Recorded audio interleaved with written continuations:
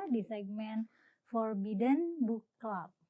Aku belum mikirin tagline-nya, tapi pokoknya ini adalah segmen kayak Forbidden Conversation, tapi segmennya ini pembicaraannya seperti di book club gitu. Kayaknya namanya cukup self-explanatory sih, nggak perlu pakai tagline deh. Pokoknya selamat datang di Forbidden Book Club. Dan hari ini aku kembali lagi bersama Gantan, Sam, Haikal, dan hari ini kita membahas buku apa, Haikal? Ini kebetulan buku yang ini di episode keberapa sekarang? untuk segmen Forbidden Book Club berarti ini episode ketiga. Oke. bahas buku yang ketiga. Yang pertama bahas apa ya? Yang pertama itu aku sama Adit MKM. Enggak, yang pertama tuh aku sama Adit MKM sama Yadi. Bahas buku. Enggak bahas buku secara spesifik sih, lebih ke bahas tentang buku-buku dan membaca secara generik gitu. Kalau kemarin kan kita spesifik bahas how Religion evolved Yeah. and how it Why endures, it endures. Oleh Robin Denver, dan sekarang kita bahas The Righteous Mind by Jonathan Haidt. Kebetulan ini adalah salah satu buku favoritku, dan kayaknya kayaknya yang paling suka buku ini di sini itu Haikal. Jadi buku ini sebenarnya kasih kita overview Nggak dari usah favorit Mela sih, coba Mela jelaskan. Overview dari buku ini. Ini buku yang mungkin author dulu atau Ya penulisnya siapa? ya bisa ya bareng aja lah, nggak Iya deh, semua oke, bisa. silakan. Jadi sebenarnya buku yang ingin menjelaskan, kan dari judulnya udah bisa kelihatan ya, udah bisa terbaca, Why Good People Are Divided by Politics and Religion. Itu dia ingin ngebahas kenapa sih kok ada orang-orang yang dia bisa punya pandangan yang berbeda gitu lah, baik dari sudut pandang agama ataupun dari pandangan politik. Itu bahasan utama di bukunya Jonathan Haidt ini yang ingin dia bahas. Mungkin kalau dari profil singkat penulisnya ya, Jonathan Haidt ini dia seorang pakar moral psychologist dan juga social psychologist, psikolog moral dan juga sosial, dari New York, dari Amerika. Dia institusinya itu pernah ngajar di NYU, tapi dia kuliah sarjananya kalau nggak salah di Yale, terus master sama PhD-nya itu di UPenn, University of Pennsylvania. Nah, mungkin sebelum kita bahas ke konten dari buku ini secara singkat, kenapa sih Haidt bikin buku ini gitu ya? Yang dia sendiri bahas juga di bukunya gitu. Karena Jonathan Haidt ini dia kan lahir di New York ya. Mungkin kalau teman-teman di sini ada teman-teman yang lahir di New York. Lahir dan besar di New York gitu. Di New York. Kuliah ya nggak jauh-jauh dari New York lah ya, di East Coast, di pantai tepi timurnya Amerika gitu. Yang dimana dia lahir dari keluarga Yahudi tapi sekuler gitu ya, keluarga sekuler, dan dia besar di New York yang memang di situ kota yang jadi salah satu pusat kekuatan dari Partai Demokrat yang berhaluan ideologi liberal. Dia juga sebagai seorang akademisi, dia berkarirnya itu memang akademisi dan dikelilingi oleh orang-orang yang punya pandangan politik liberal di Amerika gitu, pendukung Partai Demokrat. Jadi ya dia living in the bubble lah, dia tinggal di dalam bubble liberal gitu. Dan dia cerita di bukunya bahwa ketika dia tumbuh besar gitu, dia nggak bisa mahamin kenapa kok ada orang yang punya pandangan konservatif gitu. Dan itu diwakili oleh Partai Republik yang cenderung konservatif, banyak orang yang lebih religius yang jadi pendukung Partai Republik. Karena Jonathan Haidt ini ngerasa dirinya cenderung ke ya karena dia memang besar di lingkungan seperti itu kan, dan dia berkarir di dunia akademis yang memang lingkungannya juga seperti itu gitu, sebagai profesor dan peneliti. Kenapa sih kok ada orang yang punya pandangan bahwa misalnya nilai-nilai agama itu harus dijadikan sebagai patokan public policy gitu kan? Kenapa kok ada orang yang punya pandangan bahwa family values, nilai-nilai kekeluargaan itu penting gitu, bukan cuma individu yang penting gitu kan, dari sisi liberal dan lain-lain gitu. Nah, ya karena dia memang living in the bubble, ya dia punya pandangan yang tadinya cukup ya agak-agak prejudis gitu ya, bahwa orang-orang yang punya pandangan konservatif, orang-orang yang Kristen yang konservatif di Amerika itu prasangka dia adalah orang-orang yang tidak modern, terus juga kolot, terus anti perubahan gitu kan, dan ya ingin mementingkan kelompoknya sendiri gitu kan, kemakan dogma dan lain-lain gitu kan. Nah, di bukunya sendiri Haidt cerita salah satu turning point-nya dia yang membuat dia berubah pikiran gitu. Itu dia melakukan penelitian ke India, penelitian psikologi juga gitu, psikologi sosial juga ke India, Dan di sana dia dijamu oleh ya akademisi dari India gitu kan. Dia dijamu oleh profesor dari India, datang ke rumahnya, sempat tinggal berapa lama di rumahnya juga gitu, dan makan bareng mereka dan lain-lain. Dan ya India bisa dibilang kan kalau dibanding dengan Amerika jauh lebih konservatif gitu kan, apalagi di New York itu tempat hate tumbuh. Dan banyak nilai-nilai konservatif di India yang juga mungkin sedikit banyak punya nilai kesamaan dengan kaum konservatif yang ada di Amerika gitu. Mereka percaya sama family values, orang-orang India mereka percaya bahwa setiap individu itu punya role in society, punya kewajiban dan peran di masyarakat yang harus dipenuhi gitu. Ya mereka percaya pada traditional gender roles gitu ya, peran gender tradisional bahwa istri itu harus nurut sama suami, anak harus nurut sama orang tua, individu itu kepentingannya harus banyak dikorbankan demi kebaikan bersama dan lain-lain. Dan mereka juga sangat religius gitu kan. Nah, keseharian mereka sebelum mulai sesuatu mereka berdoa dulu ke dewa-dewanya dan lain-lain.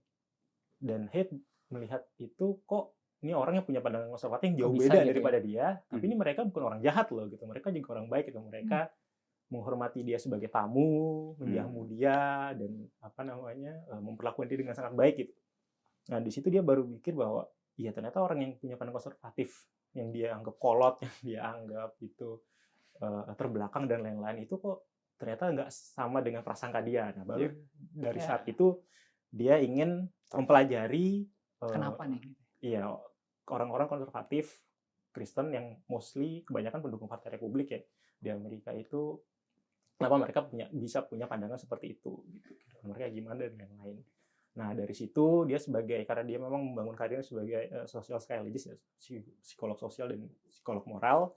Jadi dia ingin melihat moral itu ya mungkin beda dari filsuf moral ya. Dia ingin melihat moral itu bukan secara normatif, bukan secara apa yang baik itu sebagaimana yang biasa dibahas oleh filsuf, tapi secara deskriptif.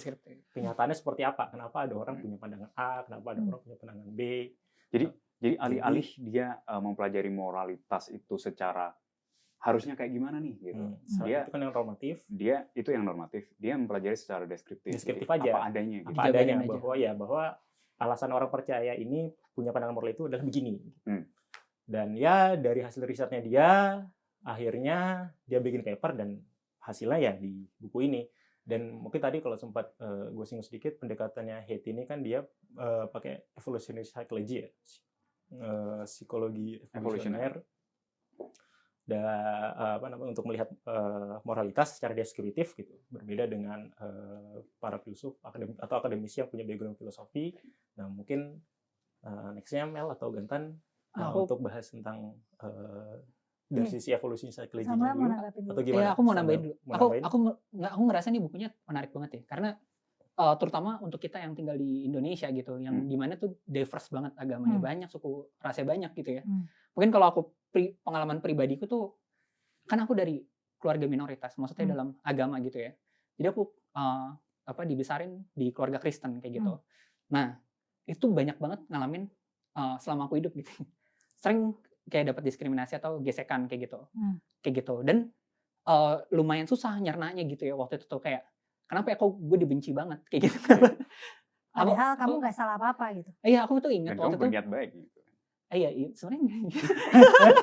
Ya, aku nggak bilang aku orangnya baik ya, tapi aku pernah kayak aku ini ngambil makanan nggak bayar gitu nggak pernah. Ya kalau itu mendesak ya itu wajar dibenci kalau itu. Nah, aku tuh pernah aku inget tuh di suatu sore itu main bola bareng sama teman-teman, main bola bareng teman-teman. Itu emang azan maghrib ya, yang sore ya. Nah ya itu, tapi teman-teman pada masih main kayak gitu. Dan itu ternyata nggak boleh ya, kayak apa berisik, apa ganggu, apa gimana, gue kurang ngerti. Nah tapi yang dikritik itu saya doang gitu. Saya satu-satunya Kristen yang di situ. Kritikannya gimana? Pokoknya dia bilang awalnya gini, si bapak-bapaknya tuh teriak, udah azan apa pokoknya ngomel kayak gitu. Tapi spesifik aku bilang, Samuel, kalau kamu nggak bisa hargain Islam, kayak gitu deh, pokoknya kayak ada ancaman khusus ke aku. Dan sebenarnya tuh kayak gitu tuh sering sih. Itu kapan SD? SD kayaknya. Kayak gitu. Dan aku lihat kayak banyak banget teman-temanku yang Kristen, itu mereka akhirnya hidup di bubble-nya gitu, karena mereka punya, ya aku lihat juga mungkin punya experience yang sama, dan ya aku juga akhirnya banyak yang aku tahu gitu orang Kristen tuh Islamfobik juga gitu, yang kayak anti banget sama Islam sampai nggak Ini boleh, ikut-ikutan ya. nggak boleh. Ini kata Sam ya.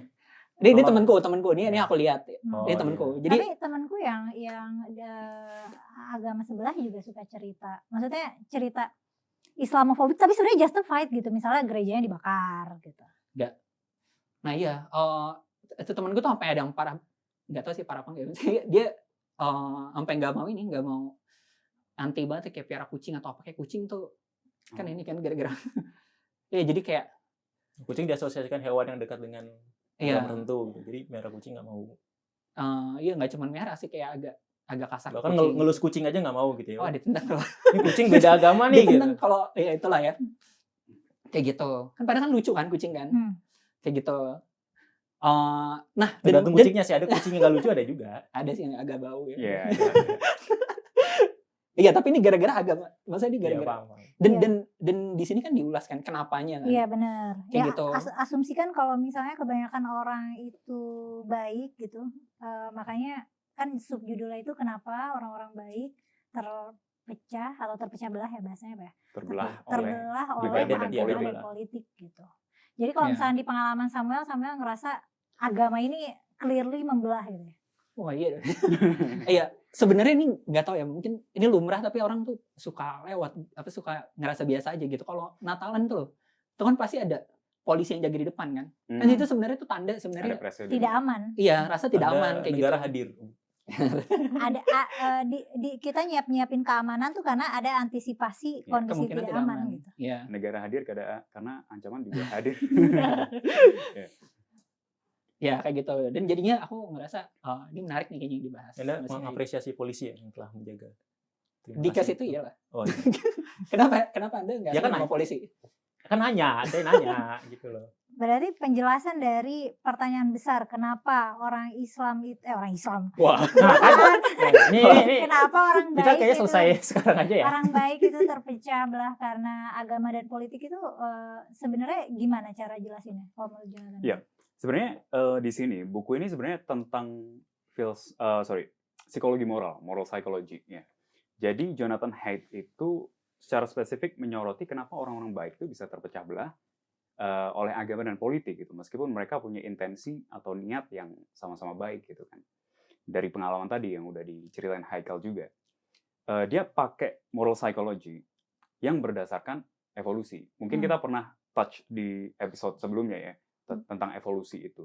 Bapak-bapak yang negor Samuel, kamu tuh nggak menghargai orang Islam, itu tuh bisa jadi intensinya baik ya? Maksudnya Iya bisa jadi. Maksudnya menurut dia menurut intensinya baik gitu. Dia nggak Meskipun tahu. menurut Samuel intensinya tidak baik ya kan. intinya dia tidak melakukan itu atas dasar aku ingin menyebarkan kejahatan. Mungkin tidak seperti itu kan. Ya dia yang dia rasa baik. Dia rasa melakukan baik. Gitu. Nah, di sini basically dia pengen pakai framework evolusi. Nah, first of all, dia menjelaskan bagaimana moralitas itu sebetulnya sudah innate ya. Kita udah ada bakat untuk punya moral gitu, sense of atau rasa baik dan buruk gitu. Bakat moral yang kau maksud itu berarti empati.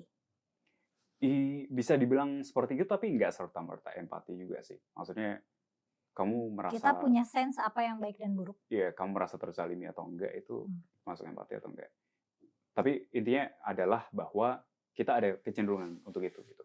Nah, kenapa? Ya singkat cerita sebenarnya agak panjang kalau mau dirunutin, tapi basically pada dasarnya manusia itu kan bisa ada sekarang, mengumpul seperti sekarang. Itu kan karena mereka sudah survive gitu kan. Kalau dalam paradigma evolusi, yaitu mereka udah dari dulu sampai sekarang bertahan gitu. Nah, orang-orang yang bertahan itu yang seperti apa? Ya karena manusia pola hidupnya adalah sebagian berkelompok gitu. Of course, tentu saja ada sifat-sifat tertentu yang dihargai gitu. Kalau kita misalkan berkelompok nih, bikin grup gitu ya, mau kerja bareng, ya tentunya orang-orang yang lebih bisa adil itu lebih dihargain gitu. Okay. Orang-orang yang tidak sepenuhnya selfish atau mementingkan keperluannya sendiri gitu. Yang bisa kerjasama. Yang bisa kerjasama itu dihargain gitu. Jadi banyak sekali sifat-sifat yang punya nilai positif itu berkontribusi terhadap keberlangsungan individu gitu. Sehingga dari generasi ke generasi ya individu-individu yang berhasil mengungguli atau menyelesaikan tantangan sosial itu mereka bisa lebih bertahan lama gitu. Dan sifat itu kan karena bahan evolusi adalah ada sifat yang menurun dari genetik, terus ada faktor penyeleksinya gitu ya, dan juga ada variasi di alam. Nah, orang-orang yang individu-individu yang bisa melestarikan sifat-sifat yang dianggap bernilai oleh sosial gitu, itu ternyata membantu mereka untuk survive. Dan di sini dia menemukan dan mengumpulkan apa yang dia sebut sebagai moral foundations gitu. Jadi secara universal ada 6 dimensi ya, bisa dibilang gitu ya kalau ya. 6 pilar. 6 pilar, moral foundation, fondasi moralitas itu ada 6. Dan ternyata dia menemukan bahwa orang-orang liberal dan konservatif itu bisa beda. Prioritasnya di mana gitu. Nah, bisa dibilang beda moral kompasnya ya bisa? Aku ya dulu lanjut. Mau dijelasin dulu atau gimana ini? Aku ada tentang moral foundations. Coba Sam tambahin dulu. Aku lebih mau ini sih. Aku ada nggak setujunya sih yang tadi disampaikan terkait kan tadi dibilang berarti ada sifat yang diturunkan kayak gitu. Terus itu jadi kompas moralnya berdasarkan turun temurun itu kan hasil evolusi tadi. Secara nggak sadar juga. Secara nggak sadar juga gitu. Nah aku nggak setuju karena aku sering banget baca di kolom komentarnya postingan MLA itu bilang kalau gue nggak ada agama udah gue iniin loh. Maksudnya kalau nggak ada yang ngajarin gue tentang ini, gue akan perkosa lo or something kayak gitu. Tapi ada juga justru yang sebaliknya. Wah lu udah menghina agama gue di mana gitu, biar gue matiin aja, semacam kayak gitu juga ada. Iya dan aku sering banget kayak denger kayak pendeta tuh kalau yang nentuin baik dan buruk ini serius. Kalau aku dulu sering nontonin Prager You itu kayak politik. Jadi Prager You tuh channel apa? Channel konservatif mentoknya. Masuk promosi nggak nih? Masuk promosi channel konservatif mentoknya US. Pokoknya dia yang dukung Kristen dan Yahudi kayak gitu. Nah dia jelasin salah satu nggak ada argumen kayak siapa yang bilang membunuh itu baik atau buruk kalau tidak ada agama gitu. Kalau nggak ada agama, Tuhan yang dikte itu kayak gitu. Jadi baru bisa dibilang itu salah atau itu dibilang itu benar, yaitu harus ada higher authority buat jelasin itu, dan itu diajarin. Aku juga ada keraguan juga sih kalau emang alasan evolusi kayak itu satu ya tadi kayaknya tuh nggak ada argumennya. Kedua, aku ada skeptisme kalau manusia tuh secara natural tuh jahat gitu. Jadi dari lahir itu udah ada agresinya untuk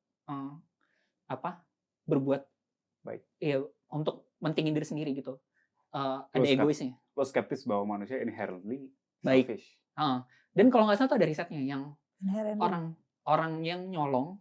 Jadi kalau orang mau jadi ada kalau nggak salah tuh kayak gini ya, dibenerin nih kalau nggak salah tuh ada kayak semacam kantin kejujuran.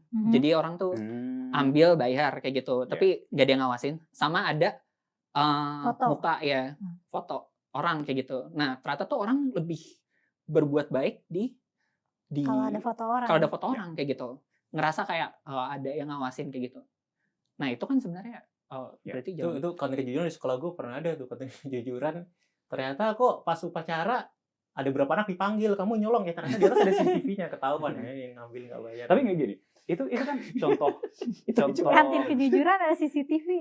Iya jadi sebenarnya nggak percaya nggak jujur ya. Sebenarnya dipanggilin gitu kan. Branding doang tuh jujur sebenarnya. Iya. Nggak maksudnya. Oke lanjut Pak. Ya itu kan contoh yang lumayan spesifik kan, dan itu terbatas pada kasus pengambilan barang yang bukan milik kita gitu. Tapi misalkan nggak ada CCTV dan nggak ada pengawas, apakah kita lantas otomatis pengen melukain orang lain? Maksudnya kalau lo sebagai orang yang pada umumnya, ngapain lo tiba-tiba melukain orang lain gitu? Kecuali lo adalah psikopat. Artinya ada tendensi tertentu yang membuat kita kayaknya nggak enak deh merasakan melukain orang lain gitu. Ngerti nggak sih? Walaupun yang kayak tadi mencuri itu spektrumnya agak beda nih gitu. Tapi intinya adalah bahwa ada bakat-bakat tertentu ini. Mungkin mencuri itu dianggap lebih ringan oleh sebagian orang. Jadi nggak apa-apa dilakuin gitu kan kalau nggak ketahuan. Tapi untuk hal-hal yang lebih berat bukan berarti semuanya kita bisa lakuin meskipun tanpa pengawas. Gitu. Kalau gue sih ngelihatnya begitu. Tapi kalau kayak simulasi di aku lupa lagi judul novel apa ya? God of Fireflies. Apa sih yang anak-anak kecil terdampar? Oh iya, The Lupa. Fireflies. Ya, Iya itu Itulah. mungkin Gantan pernah Lord of the Fireflies. Lord of Lord the of the Fireflies. Mungkin Gantan pernah baca atau tahu premisnya. Jadi kalau nggak ada, maksudnya ada yang mengambil sintesanya tuh ya kalau misalnya tidak ada pengawasan dan tidak ada regulasi ya memang kecenderungannya akan chaos. Gitu. Ya, basically itu novel kan ya. Ya. Di novel itu diceritakan kalau ada beberapa anak terdampar dan karena mereka all man for himself gitu. Jadi sangat selfish, sangat individualistis. Bahkan ada kejadian kanibal gitu kan di situ karena mereka sangat distrust satu sama lain gitu. Tapi yang menarik sebetulnya adalah pernah ada kejadian beneran di Oceania kalau nggak salah. Lo tahu nggak tahu itu? Yang Ceritanya. anak-anak Dan terdampar beneran terdampar. Kalau tadi kan novel kan. Iya. Ini beneran ada anak dan mereka terdampar. malah bekerja Dan sama. mereka malah kerja sama. Ah, nice. Oh, interesting. My faith in humanity restored. Cuma Itu diajarin Cuma agamanya nggak ada sih? cuma. ada cuma Gue nggak tahu. Enggak, tapi ada Apakah cumanya. mereka beragama atau enggak? Gue nggak tahu. Cumanya kan ya mereka kan temenan kan. Maksudnya mereka bisa oke. koreksi kalau gue salah ya, tapi sejauh yang gue tahu mereka anak-anak yang terdampar ini mereka temenan. Ya memang kalau Yang kita saling di kenal, Oceania. ya kita pasti kerja sama bareng. Kayak kita berempat nih terdampar di pulau kan nggak bakal. Sedangkan Nggak bakal di novel pukul-pukulan itu juga, kayak nggak gitu. temenan deh. Nah, yang jadi masalah kan ketika itu masuk ke stranger gitu. Itu yang jadi masalah. Ya, Oh, oke. ya, Oh. cuman garis bawahnya Ya, begini. kan? Ya kayaknya orang normal juga kalau sama temen atau keluarga terdampar di pulau juga nggak bakal pukul-pukulan juga kan. Pasti akan kerja sama untuk Garis bawahnya gini. untuk survival juga. Kita mau cari bukti apapun terkait manusia itu secara Sumber nature moral jahat dari mana? atau kita mau cari bukti manusia secara inherent baik, itu ada buktinya masing-masing gitu. Manusia secara inherent baik, misalkan bayi-bayi kalau lo suruh nolong orang mereka bisa gitu kan. Ada orang jatuh Enggak, banyak. ini perlu diperjelas bayi nolong orang gimana nih? Nggak maksud, sorry, Iya, balita. Iya, gue pikir ini juga ya. Ya Balita balita gimana? umur berapa Kayak ngasih apa 1 gitu. tahun 2 tahun gitu. Apa kan. bantuin angkat apa. Ya, misalkan ada orang trip jatuh gitu kan. Itu mereka ada kecenderungan untuk membantu gitu. Ya, oke. Paul Bloom pernah ngeriset tentang itu, psikolog juga.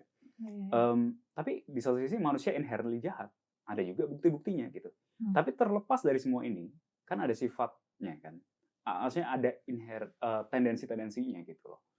Yang ini boleh, yang ini nggak boleh gitu. Tanpa melibatkan agama pun gitu. Agama formal at least. Kalau misalnya menurut Haidt sendiri kan dia membedakan antara kebaikan yang dasarnya dari intuisi dan dari rasionalisasi. Ya. Gitu ya nggak sih? Iya, mungkin tadi sedikit yang ngutip yang tadi Gantar sampaikan ya terkait yang anak kecil itu. Di Jonathan Haidt dia di bukunya juga di bagian awal dia pernah nge-cite juga ya, ngutip juga salah satu penelitian psikologi perkembangan ya, development psychology terkait dengan apakah anak-anak kecil yang usianya kalau nggak salah di bawah 5 tahun itu sudah tahu konsep baik buruk gitu. Atau SD lah kalau nggak salah. Nah, mereka melalui pertanyaan gitu, dikasih pertanyaan kalau seandainya misalnya nggak pakai seragam, taruh misalnya di aturan di sekolahnya itu harus pakai seragam gitu kan. Kalau misalnya ada anak nih, katakanlah namanya John gitu. Si John ini ke sekolah nggak pakai seragam, itu boleh atau enggak? Baik atau enggak? Ya nggak baik gitu kan. Kan sekolah harus pakai seragam. Oke. Kalau seandainya misalnya gurunya bilang boleh di hari ini nggak pakai seragam gitu. Terus si John datang nggak pakai seragam, boleh nggak? Ya boleh kalau Mrs. atau Mr. siapa gitu kan gurunya nggak memperbolehkan siswanya untuk nggak pakai seragam gitu. Nah, terus habis itu pertanyaan diganti. Kalau misalnya ada 2 anak, taruhlah misalnya nama John sama Kate gitu. Terus John dia dorong Kate buat ngambil mainannya secara paksa gitu ya. Dorong habis itu mainannya lagi mainnya diambil. Itu baik atau enggak? Yang enggak baik gitu. Ngambil mainan orang. Nah, terus tapi kalau gurunya ngizinin, boleh nih ngambil mainan secara paksa. Tetap nggak boleh juga. Jadi ada ada moralitas yang masuknya itu adalah moral rules, ada conventional rules. Moral rules itu yang dia saklek, yang harus dilakukan dalam keadaan apapun. Sementara conventional rules itu ya konvensi yang aja, diajarin. kesepakatan aja gitu kan. Kalau misalnya kita sepakat untuk ketemuan jam 7, datang jam 9 boleh nggak? Ya enggak dong. Nggak menghargai yang lain kan gitu kan, datangnya telat gitu. Tapi kan itu social convention aja gitu. Kalau misalnya nggak ada janjian jam 7, kita datang jam 9 juga nggak apa-apa. Gitu. Dan ya Haidt di sini tulis bukunya bahwa anak kecil itu sudah paham itu antara ada moral tertentu yang masuk ke moral rules sama conventional rules yang berdasarkan konvensi. Itu seragam itu masuknya ke konvensi, sementara ngambil mainan anak secara paksa itu masuknya ke moral rules. Itu nggak boleh meskipun gurunya bilang boleh, tetap nggak boleh dilakuin. Dan ada intuisi moral yang innate berarti yang dari sananya begitu gitu ya. Iya. Kalau dikaitin ke evolusi balik lagi, kenapa dia bisa punya intuisi moral seperti itu sedari kecil? Ya karena gen-gen yang menguntungkan itu manifest di individu-individu yang ada sekarang. Iya. Jadi kalau disimplifikasi itu kalau misalnya kita kalau orang baik likely keturunannya orang baik, orang jahat likely keturunannya orang jahat ya. Secara genetic chance. Gini, kan ini kita ngomongin secara makro sejarah spesies gitu ya. Faktor-faktor yang membuat sifat baik atau ada moralitas tertentu itu, intuisi moral tertentu itu menguntungkan secara sosial dan of course akhirnya secara individu, itu bisa menurun dalam populasi gitu ya. Tapi kalau kita ngomongin perbedaan individu itu ranah lain lagi. Mungkin kita bisa bahas buku lain. Gitu. Oh, berarti yang aku tangkep moral itu nggak harus karena ada orang yang ngajarin gitu. Jadi kalau yang tadi contohnya Haikal itu kan mau gurunya kasih tahu itu buruk pun secara innate mereka ngerasa itu salah gitu. Tetap kayak apa yang tadi mengambil mainan nih. Tetap ada potensi. Berarti dasar moral, dasar apa yang baik dan buruk itu nggak harus ada yang dikte berarti ya. Iya. Itu bisa dari diri kita tuh bisa tuh. Nggak harus bisa. Berarti kalau anak-anak itu likely lahirnya dari intuisi kan. Ya bayi nyusu diajarin nggak? Itu maksudnya diajarin. Ada trainingnya tapi intuisi untuk dia menyerap itu, mengecap itu bakat. Nah, Anda sebagai seorang ibu bagaimana jawabannya? Iya, diajarin. Kamu nggak ngajarin gampang. mulutnya harus begini gitu, enggak. Yang diajarin bapaknya. Dia intuitif aja. Ini nggak ikut-ikutan ya. Ini saya ini kadang-kadang suka bercanda. Ya, nah tadi menarik tadi yang Mela sempat kutip tentang intuisi ya. Nah, di bukunya juga di bagian awal Heath juga dan buat gue nih poin yang lumayan penting, dia mencoba mungkin bukan membantah atau mengoreksi, kalau membantah tuh kayak kesannya terlalu keras gitu, mengoreksi beberapa pandangan filosofis terkait moral yang berkembang di Barat ya, karena dia orang Amerika kan, tradisi Barat gitu, bahwa moral filosofi atau filsafat moral dari dulu, dari sejak era Yunani kuno, dari sejak era Plato dan lain-lain, itu selalu meninggikan rasio. Selalu meninggikan reason gitu, nalar, bahwa orang itu kalau bermoral itu ya dasarnya menggunakan nalar gitu. Nalar yang membuat kita bermoral gitu. Maksudnya gimana? Kita harus menggunakan nalar yang based on evidence, based on logic, bukti dan lain-lain gitu. Sementara Jonathan Haidt dia nulis di bukunya enggak gitu. Nah, dia ngutip salah satu filsuf yang paling berpengaruh yang David Hume. Ya, era pencerahan di Eropa, ada filsuf Skotlandia namanya David Hume yang dia abad 18 dan dia menulis buku Treatise of Human Nature dan beberapa buku lain yang bahas tentang moral, tapi dari sisi gini, dia tinggal di Eropa, dari Skotlandia, dia hidup di era pencerahan yang dimana orang berusaha untuk mensistemasi alam, mencoba melihat fenomena alam itu berdasarkan sains, dan dia sangat terinspirasi dari Newton. Newton dia merupakan salah satu orang awal pertama bisa mensistemasi cara kerja alam, gerak-gerak benda-benda langit, planet dan lain-lain. Nah, dan David Hume ingin mencoba menggunakan metode yang Newton gunakan untuk meneliti alam untuk meneliti ranah moral. Kenapa manusia bisa bermoral dengan cara yang sama? Itu ada hubungannya nggak sih waktu Newton bilang aku bisa mengukur pergerakan benda-benda langit tapi nggak bisa mengukur kegilaan seseorang, the madness of people. And then David Hume mencoba mengukur. Apakah statement Newton yang itu mempengaruhi dia? Kurang tahu juga. Tapi Hume dia salah satu orang yang menginspirasi dia lah, Newton, dan berdasarkan yang dia temukan, ya dia ngeluarin statement yang sangat populer yang dibilang passion is always slave of reason. Reason is always slave of passion. Reason is always slave of passion. Artinya apa? Bahwa rasio kita, nalar kita, kemampuan kita untuk berpikir logis, untuk berpikir based on evidence itu selalu kita gunakan untuk menjustifikasi passion atau emosi yang kita punya gitu. Bukan sebaliknya gitu. Kalau misalnya orang-orang filsuf-filsuf besar dulu kayak Plato, Immanuel Kant dan lain-lain itu kan mereka selalu bilang bahwa enggak, reason itu harus nge-lead, harus jadi pemimpin, harus jadi leader terhadap emosi kita. Tapi pada David Hume enggak gitu. Bahwa reason yang kita punya, kemampuan untuk reasoning yang kita punya gitu ya, kemampuan logis, berpikir kritis dan lain itu selalu kita gunakan untuk menjustifikasi emotion kita. Selalu, iya. Contoh sederhana kalau sehari-hari misalnya kita contohnya makanan gitu kan. Ini bukan contoh yang ditulis David Hume ya, tapi ini mungkin analogi sederhananya makanan. Teman-teman misalnya ada yang ke restoran pesan ayam goreng gitu, terus makan, rasanya nggak enak gitu. Nah, itu kan hal yang secara intuisi kan muncul setelah teman-teman gigit dan nelan makanan itu kan, tiba-tiba muncul aja gitu, rasanya nggak enak gitu. Baru setelah itu teman-teman kita pakai rasio untuk menjustifikasi emosi kita. Oh nggak enak kenapa? Oh karena masaknya kurang mateng nih. Oh ayamnya kurang crispy misalnya kok ayam goreng. Oh kurang asin ya. Makanya nggak habis makan. Kurang gitu. ayam. Iya, kurang ayam. Atau mungkin ya macam-macam lah ya. Garamnya kurang dan lain-lain. Itu kan kita pakai rasio tapi untuk menjustifikasi passion kita bahwa oh ini rasanya nggak enak gitu. Dan sama juga dengan moralitas gitu bahwa Haidt di sini bilang yang pandangan moral kita mengenai baik atau buruk itu di-drive oleh passion kita, oleh emosi kita. Kita ngeliat sesuatu yang kita gitu kayaknya gak enak nih kalau gue diginiin atau jadi emosi datang salah duluan nih. Jadi baru dinalar gitu. Baru kita menggunakan penalaran untuk menjustifikasi kenapa ya itu salah. Dia mengilustrasikannya itu kan pakai gajah dan penunggang. Nah, gajah dan penunggang bahwa ya reason itu ibaratnya seperti gajah, seperti penunggangnya dan emosi itu seperti gajah gitu. Dan reason itu ya cuma kayak penunggang gajah yang dia bukan yang ngendaliin, gajahnya jalan kemana aja gitu. Oh itu gajahnya nggak dikendaliin sama nggak dikendaliin. Atau mungkin kalau contoh lain yang paling contoh lain mungkin yang lebih mendekati itu kayak jubir sama pejabat gitu kan.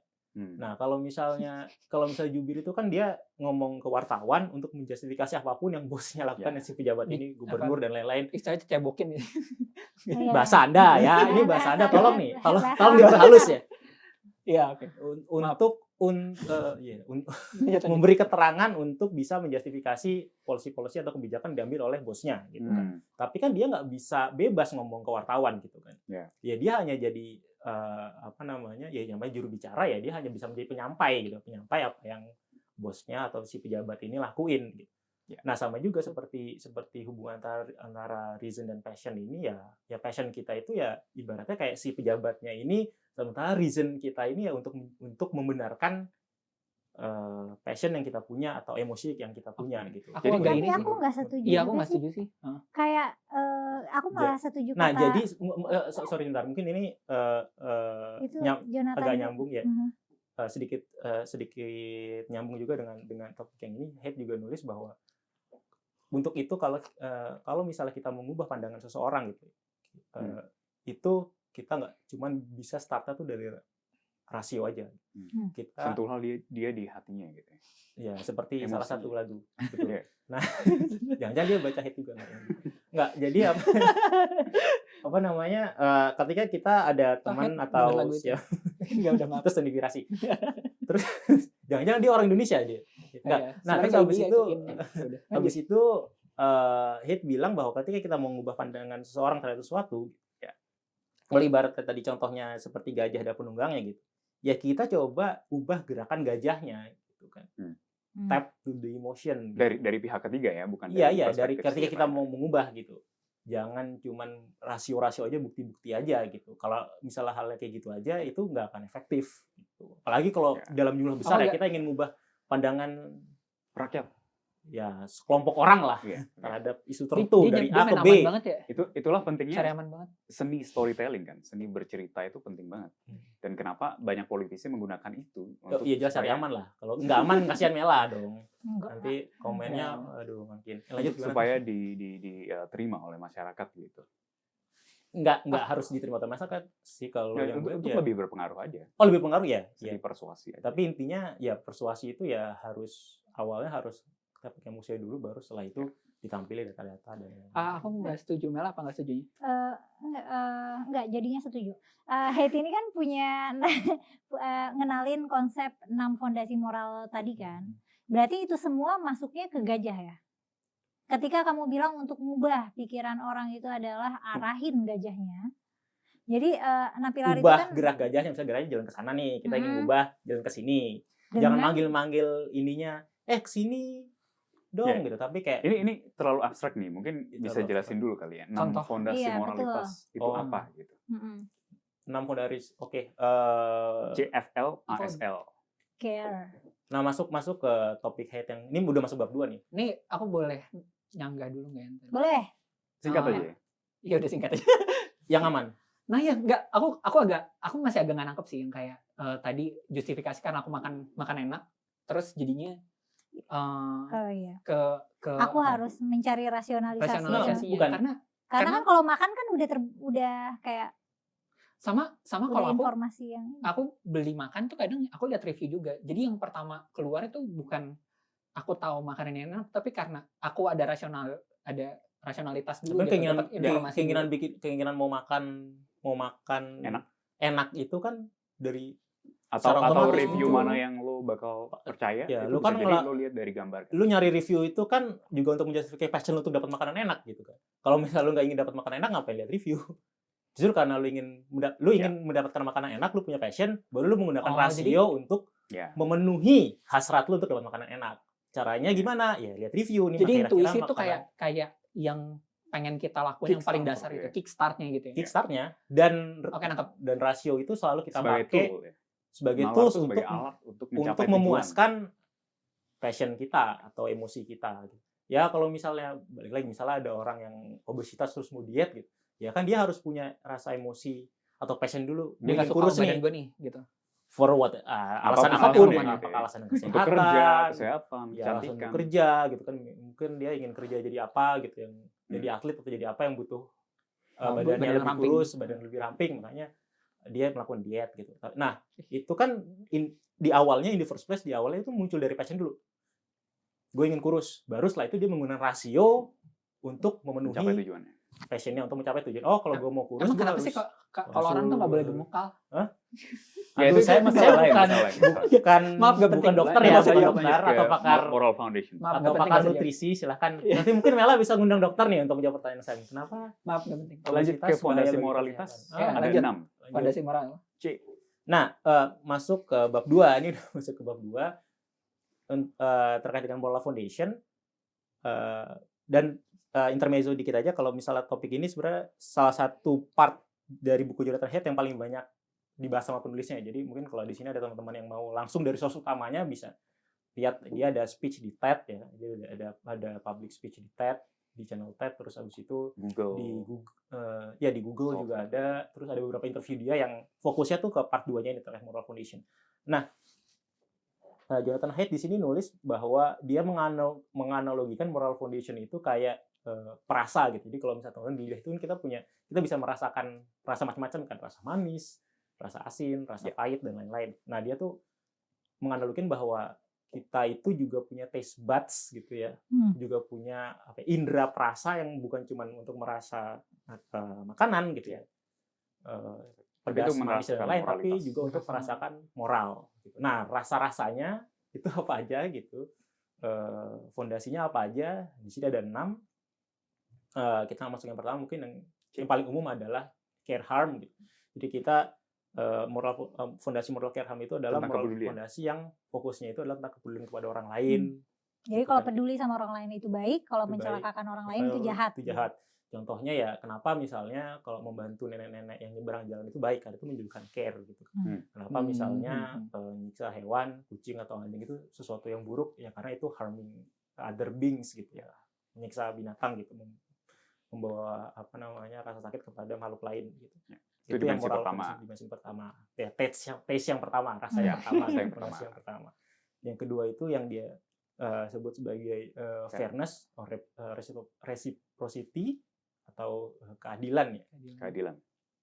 Itu intinya adalah kita suatu pandangan moral atau nilai-nilai moral yang fokusnya itu adalah apakah sesuatu itu adil atau fair atau enggak, gitu kan.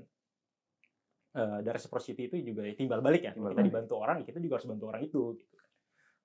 Ya contoh lain ya, kalau misalnya ada 2 pekerja gitu kan melakukan pekerjaan yang sama, ya dia harus dibayar sama juga. Kalau enggak, itu enggak fair dong. Nah, itu kan itu masuk dimensinya itu yang kedua tadi, fairness atau keadilan.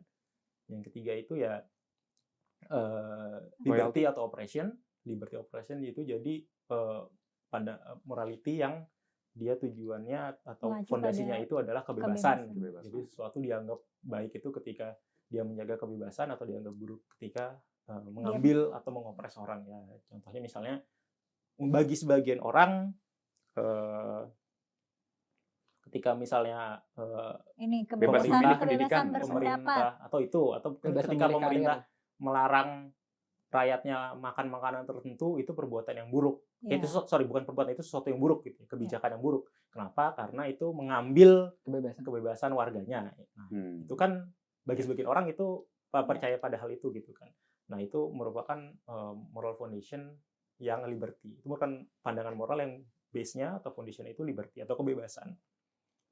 Yang keempat itu ya authority atau otoritas. Jadi otoritas itu merupakan pandangan moral atau moral views gitu ya, pandangan moral yang dia dasarnya itu adalah dari otoritas gitu. Jadi suatu baik atau buruk itu dilihat apakah mengikuti aturan dari otoritas yang diakui atau enggak. Ya contoh sederhananya ya, kalau misalnya kayak contoh dari Sam tadi itu. Iya, contohnya anak harus nurut sama orang tua.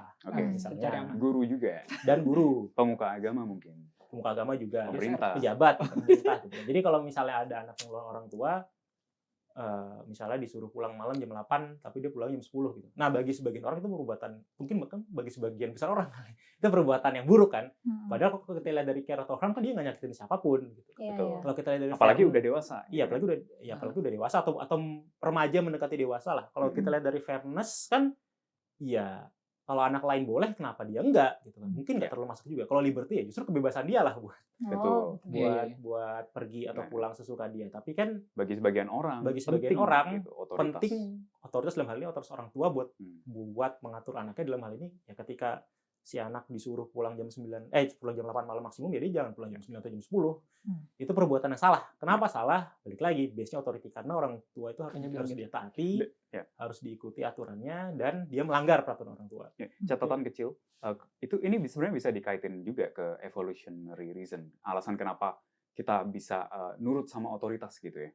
Ya karena dalam sejarah manusia, anak-anak kecil yang nurut sama orang tua lebih survive gitu. Karena zaman dulu kan nggak ada cahaya di jalan gitu. Kalau lo sebagai anak kecil melenggang ke hutan ya itu makanya kemungkinannya tidak survive. Atau sederhananya makanan aja kan, ketika orang tuanya nyuruh jangan makan ini sebab. Dan orang tua adalah orang yang punya pengalaman lebih banyak. Maksudnya tidak ada sumber pengetahuan lain. Makanya kalau orang tua nyuruh daftar PNS tuh daftar ya. Jangan sosokan kerja di startup. Itu ada rantai penyebabnya. Di tahun 98 ketika krisis terjadi, PNS survive gitu. Jadi ada alasan otoritas. Ini channel disupport sama otoritas bisa diturutin. Nah, tapi ketika perkembangan zaman sangat cepat, biasanya orang tua itu cenderung akan tidak terlalu dihargai gitu karena perkembangan zaman. Karena ketika ekologi atau lingkungan itu stabil dan tidak banyak berubah, otoritas banyak dihargain, otoritas orang tua dalam hal ini. Tapi ketika zaman berubah cepat, respect terhadap elders atau tokoh-tokoh tua itu akan berkurang. Dan itu yang terjadi sekarang. Iya. Nah, terkait startup tadi, kalau misalnya orang tuanya nyuruh kerja di startup harus nurut dong berarti. Iya. Nurut kan? Harus. Iya, karena mungkin orang tuanya survive orang tuanya produk dari suku bunga rendah gitu. Jadi startup banyak yang naik-naik. Atau orang tuanya foundernya, jadi jokesnya kerja sama papa aja gitu. Nah, ortunya hidup dari bakar-bakar duit venture capital. Lanjut. Atau orang tuanya yang venture capitalnya yang bakar-bakar uang. Iya, bisa jadi. Nah, lanjut. Nah, terus tadi masuk yang keempat ya. Yang kelima itu adalah in-group loyalty. Jadi kita atau loyalitas gitu ya. Jadi in-group loyalty itu ya moral foundation atau fondasi moral yang dia dasarnya itu berdasarkan loyalitas. Ya contoh, ya kalau misalnya seseorang misalnya jadi pejabat negara, ya jangan mengkhianati negaranya gitu kan. Pengkhianat itu sesuatu yang buruk gitu kan. Mungkin kalau di sini ada teman-teman yang pernah ada film judulnya Snowden itu berapa tahun lah, 2013 ya, tentang Edward Snowden kan. Edward Snowden itu kan dia mantan pekerja, ya dia sebenarnya bukan mantan CIA tapi dia mantan karyawan perusahaan yang dikontrak sama CIA, terus sama dia bongkar rahasianya kan, terus ngontak jurnalis, akhirnya dia kabur sampai sekarang di Rusia kalau nggak salah, belum pulang ke negaranya. Nah, oleh sebagian orang kan dia dianggap sebagai pengkhianat gitu kan. Kenapa ya? Karena sebagai sebagian orang mereka pakai moral foundation loyalty tadi gitu kan. Ya, lu udah disumpah untuk menjaga rahasia negara, ya jangan dibongkar dong. Meskipun kalau dilihat dari moral foundation yang lain kan, dari Care Harm, ya mungkin dia justru membantu banyak orang gitu, karena dikasih tahu kan infonya bahwa ini pemerintah Amerika mata-matain warganya secara ilegal gitu. Secara fairness juga ya nggak fair dong, bisa ngambil data kita secara ilegal tanpa ada perintah pengadilan gitu kan. Secara liberty apalagi. Jadi ini tapi kalau misalnya dilihat dari sisi loyalty, itu orang-orang yang kritis terhadap Snowden bisa dapat pembenaran gitu, bahwa lu udah disumpah membela negara ya harus loyal. Dan itulah kenapa orang-orang liberal di Amerika sama orang konservatif opininya terhadap Snowden bisa beda banget kan? Iya. Karena prioritas fondasi moralnya itu beda. Beda. Nah, yang terakhir itu adalah sanctity. Ya, sanctity itu atau kesucian gitu ya. Sanctity ya. Iya, itu merupakan pandangan moral yang dasarnya itu kita jangan sampai mengotori tubuh kita. Gitu. We should treat our body like a temple. Kita harus memperlakukan tubuh kita itu sebagai rumah suci. Ya. Oh iya, itu ibadah. Iya, yang harus disucikan. Jangan melakukan hal-hal yang menjijikkan gitu, yang bisa mengotori tubuh. Ya, fokusnya kesucian perilaku. Fokusnya kesucian gitu. Ya, contohnya paling sederhana isu-isu yang terkait dengan isu seksual misalnya gitu. Oh iya, makanya perempuan perawan itu bagi sebagian orang dianggap sebagai sesuatu yang mulia. Yang memakai asas sanctity. Dasarnya adalah sanctity atau kesucian. Dan mungkin perempuan-perempuan yang abai sama nilai keperawanan itu ya karena mereka mungkin pakainya liberty gitu. Atau mungkin pakainya care or harm. Nah, itu dia. Nah, di sini Heath bilang bahwa sebagian besar perdebatan keras antara kelompok konservatif dan liberal, sekali lagi ini konteksnya di Amerika ya. Itu fokusnya pada 3 hal yang terakhir tadi gitu kan, loyalty, authority, dan sanctity. Nah, itu orang konservatif. Itu enggak, ributnya itu di 3 itu, battleground-nya itu di 3 itu gitu. Kontroversinya itu tadi di mana? Authority, loyalty, sama sanctity. Kesetiaan dan juga kesucian. Jadi liberal konservatif tempurnya di sini. Enggak selalu di situ, tapi sebagian besar di situ. Nah, kalau misalnya terkait dengan care, harm, terus fairness sama liberty, orang-orang baik, orang-orang yang punya pandangan liberal atau konservatif itu dulu setuju bahwa care, harm itu penting. Kita penting untuk peduli sama orang dan mencegah harm gitu ya. Kita penting, justice itu nilai yang penting gitu ya. Keadilan. Berbuat adil, berbuat fair itu sesuatu yang penting, dan menjaga kebebasan orang, at least konteksnya di Amerika ya, itu juga sesuatu yang penting gitu. Orang konservatif dan orang liberal dulu setuju pada 3 fondasi ini. Implementasinya bisa beda-beda, ya kan? Ya. Contoh yang sederhana, misalnya kalau isu fairness gitu. Misalnya kalau orang yang konservatif cenderung ingin pajak rendah karena mereka percaya bahwa ya kalau orang punya bisnis sukses nggak fair dong kalau dia dipajakin tinggi gitu kan. Sementara kalau dari sisi yang liberal atau yang teman-teman yang progresif, dia bilang bahwa ya kan orang dia punya bisnis sukses kan dia nggak kerja sendiri ya, dia ada karyawannya juga, ya kan, yang butuh social protection dan lain-lain gitu kan. Kalau misalnya nggak dipajaki tinggi, nanti negara nggak bisa membiayai social protection, ya kan. Orang-orang yang lemah gimana? Untuk orang-orang yang lemah, untuk karyawannya misalnya, ya gimana? Rakjel. Ya. Nah itu kan implikasinya beda kan.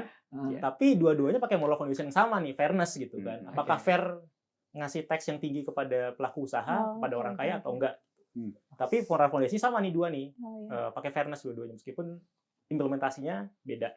Yang satu pajak rendah, satu bansos 600.000 sebulan gitu misalnya. Nah ya boleh deh dibawa ke contoh. Itu ya. Nah balik lagi, karena battlegroundnya di 3 moral fondasi yang terakhir tadi kan, otoritas, loyalitas, dan juga kesucian.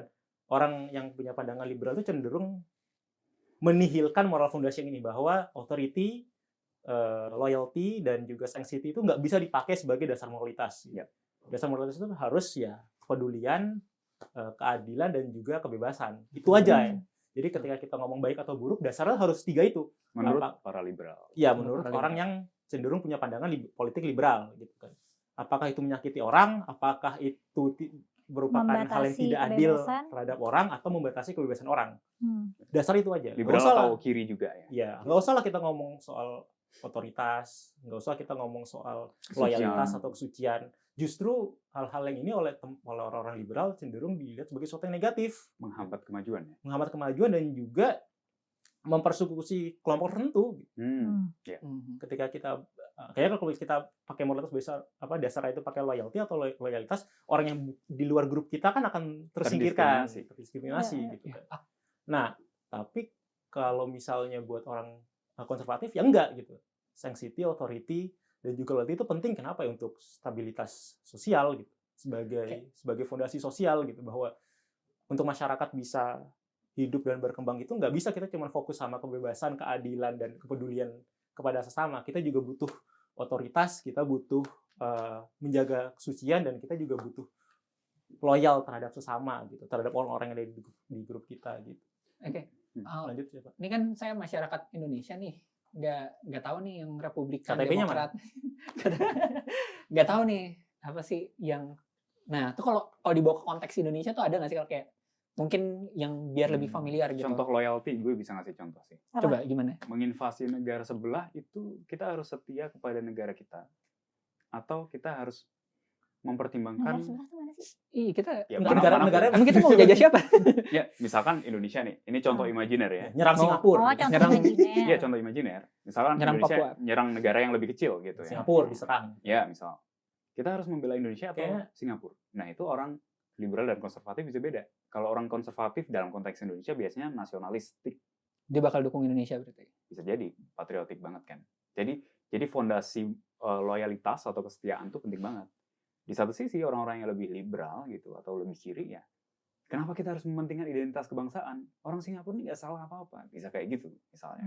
Misalnya. Justru kan Contoh kalau yang perang, real. Iya, contoh yang real kok takut banget sih. Jangan spekulatif. Coba Haikal yang mungkin lebih menyukai sejarah. Contoh real dalam Coba. politik. Apakah pernah Iya. terjadi Indonesia menginvasi? Ini aku kan nonton debat Pilpres atau apa Oh, tuh. oke. Itu aku sering nggak ngerti gitu loh ininya. Kayak soalnya mereka tuh kalau aku nonton nih kayak sepakat-sepakat aja gitu. Ya nggak boleh isu lingkungan. Itu nggak ada perdebatan. Ya sama-sama Pro setuju lingkungan. gitu. Ya pro lingkungan. ya kan Meskipun- kampanye nggak mungkin, ayo kita hancurkan lingkungan. Ya, Enggak, pas- tapi kalau di US tuh mereka ada argumennya kayak misal Ya, pekerjaannya tuh ya ada nilai tambah buat ekonomi. Gitu. ada nilai tambah ekonomi. Terus misal kamu mau nentang Hydraulic Tambang. fracking. tambang, mau nentang tambang. Opsi lainnya apa emang? Panel surya. Nah, itu dia Ya. bisa jelasin secara ekonomi. Panel surya tuh mahal dan gak efektif kayak gitu. Walaupun sekarang murah sih. Ya sebenarnya sekarang murah. Nah, itu ada kerja di perusahaan paling surya. itu ada debatnya gitu. Maksudnya kayak ada nih kelihatan gitu polarisasi antara liberal sama konservatif tuh kelihatan gitu kalau di US. Kayaknya kalau Kalau di di kita Indonesia tuh tuh- biasanya suka Oh, diributin oke. bansos, ya nggak sih? Kayak bansos itu nggak efektif. Ada yang setuju bansos, ada yang nggak setuju ini bansos harusnya diperbaiki sistemnya. Itu mungkin iya, tapi gue Bansos. ada yang lebih kontroversial banget dan polaris. Dulu Roman Empire nyerang, Iya. oh enggak. Pembantaian PKI. Oke, lanjutin. Gimana?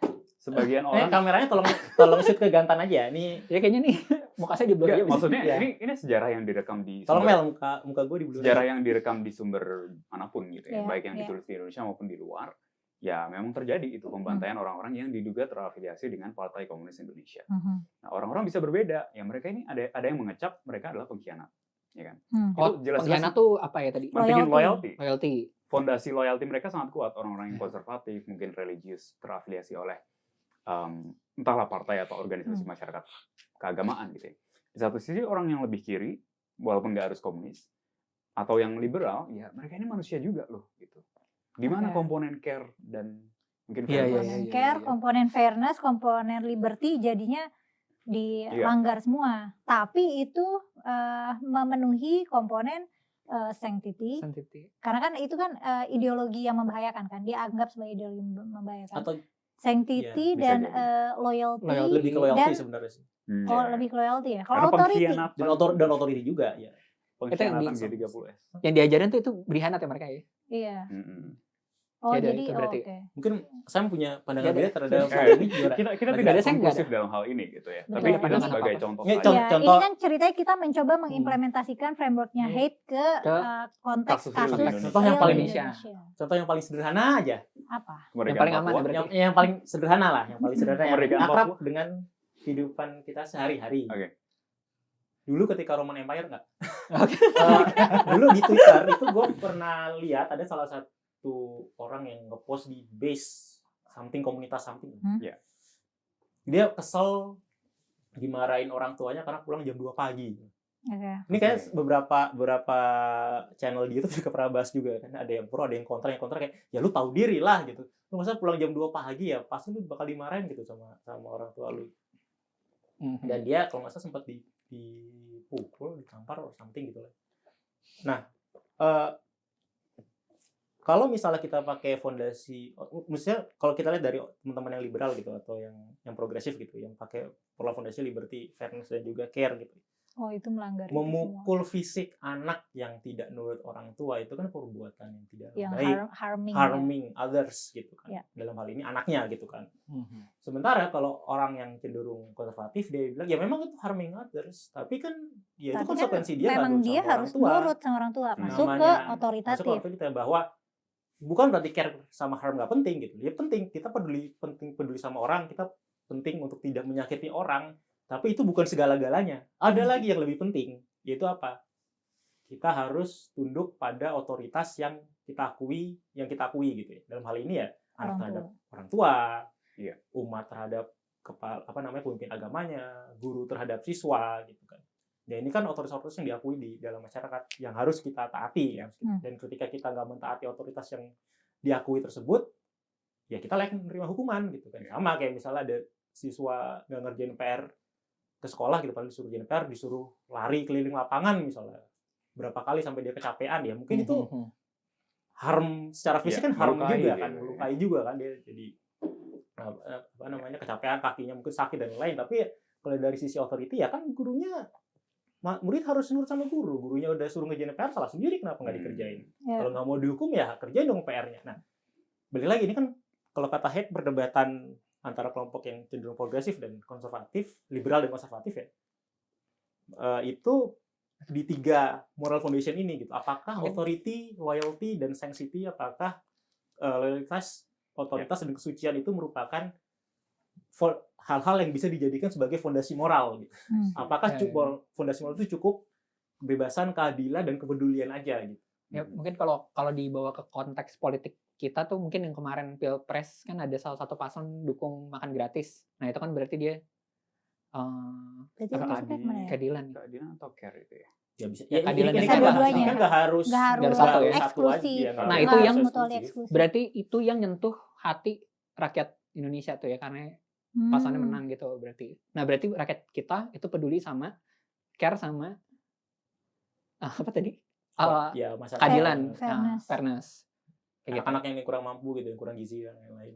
Iya, kayak gitu. Berarti ada ya itu salah satu yang Faktor itu yang disentuh gitu ya. Oke, itu appealing berarti kebijakan makan siang gratis itu menurut Samuel appealing untuk orang-orang yang prioritas Kebanyakan fondasi orang. moralnya itu care dan fairness. fairness ya. Tapi Kalau pembacaan gue gini deh, dari Haidt ini yang salah satu yang gue dapetin adalah ketika kita diskusi atau debat tentang isu moral gitu ya, apakah moral yang berdasarkan politik atau agama gitu ya, kita harus penting untuk bisa bedain ini perdebatan di ranah apa, di ranah implementasi atau di ranah fondasi moral. Kalau misalnya contohnya iya. tadi makan Itu siang implementasi. gratis, makan siang kebijakan untuk ngasih makan siang gratis gitu ya, mungkin ada sebagian orang yang kritik gitu kan, ada sebagian orang yang mungkin kurang sepakat gitu. Nah perdebatannya antara setuju sama enggak, apakah memang moral foundation yang dipakai beda atau sama? Bisa betul. jadi kan sama. Iya, Jadi iya, iya. mereka dua-duanya peduli sama. Tapi Mereka, caranya beda gitu. tapi implementasi beda. Mereka dua-duanya percaya bahwa kita harus Fair. membantu anak-anak yang kurang gizi. Gitu. Dan kita harus memastikan terjadi keadilan bagi teman-teman kita yang kurang mampu. Salah satunya adalah melalui makan siang gratis gitu. Tapi itu kan yang kelompok yang pro. Kalau yang kontra ya memang kita harus membantu mereka, tapi apakah ini efektif atau enggak? Betul. Iya, iya. Nah, Ini kalau berarti yang analogi yang Apakah sama harus kayak disediakan kasus- negara atau dikasih voucher subsidi? nah gitu itu kan ranah edukasi, tapi Iya. kan at least moral conditionnya sama. Jadi gitu. kelihatannya nggak Jadi- dukung. Jadi bisa Ini kayak kasus Dukung. pajak Dukung. pajak rendah tadi ya nggak nih sih? boleh gue Oposisi semua nih emang. boleh gue polisi nggak sih dari tadi nih kayaknya pencemaran nama baik. Lanjut, Oke, lanjut. oke. Nah tapi Fokus. tapi kalau misalnya perdebatan ternyata di orang konsep kejadian orang tua tadi Mhm. itu kan perdebatan yang memang bukan cuma implementasi beda tapi moral condition udah beda. Gitu. Oh iya Satu iya. pendirinya itu sama care dan harm, satu mementingkan otoritas gitu. Yang satu Benar. mementingkan bahwa anak harus nurut sama orang tua, yang satu mementingkan bahwa orang tua nggak boleh nyakitin anak. Moral condition ini beda. Gitu. Authority dan care. Oke. Ya itu yang susah dan kebanyakan perdebatan moral antara liberal dan konservatif itu di ranah itu. Tapi Oke. di tiga ranah itu. Bottom line-nya, garis bawahnya, apakah Jonathan Haidt merekomendasikan pendekatan satu dibanding yang lain atau enggak?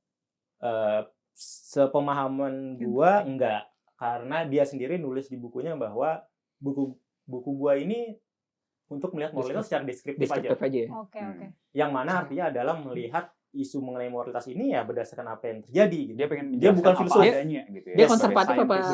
bener. Demokrat sih? Dia tetap Dia liberal. liberal. Oh, dia liberal. Sorry, liberal ya. Dia tetap liberal Bias meskipun itu.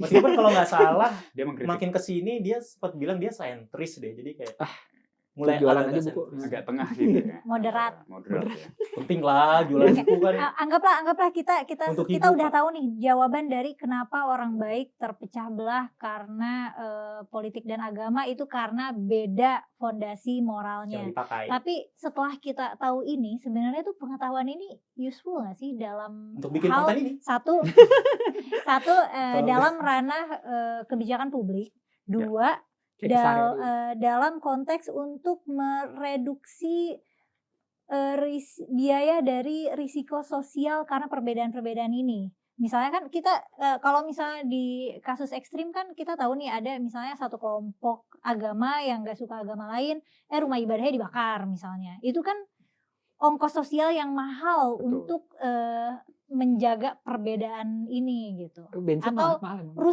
Pokoknya segala rusuh-rusuh yang pemicunya adalah karena perbedaan fondasi moral, karena kan bisa Oh, iya, jadi iya, iya. dalam pikiran mereka semua righteous gitu, Ya, mereka semua merasa benar gitu.